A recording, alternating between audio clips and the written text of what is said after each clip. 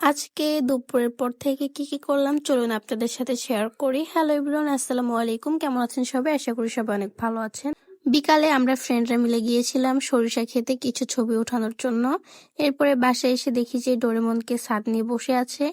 আর Doraemon সবসময় ছাদকে কামড় দেয়। আর ছাদকে যখন ডোরেমন কামড় দেয় তখন তো সাফা তো প্রচুর চিল্লা পাল্লা করে, কারণ ওর ভাইরে ডোরেমন কামড় দিচ্ছে। এটা তো ওর একদমই সহ্য হয় না।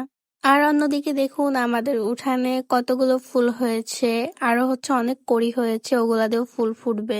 এরপরে সন্ধ্যাবেলায় আমার ছোট চাচি এখানে আমাকে দিয়েছিল ভাজা পিঠা। তো আমি এখানে ভাজা পিঠা খাচ্ছিলাম। আমার এগুলো ভাজা পিঠা টাইপের পিঠাগুলো ভাল লাগে। তাছাড়া এমনি পিঠাগুলো আমার এতটা পছন্দ না।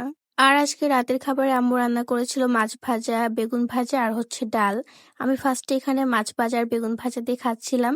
এরপরে এখানে একটু ডাল নিয়ে এরপর ডাল দিয়ে খাচ্ছিলাম। তো এটাই ছিল আজকের রাতের খাবার। আর আজকের ভিডিও আমার এই পর্যন্ত। আমি ভিডিওটি কে কোন জায়গা থেকে দেখতেছেন অবশ্যই কমেন্ট করে জানাবেন। আল্লাহ হাফেজ।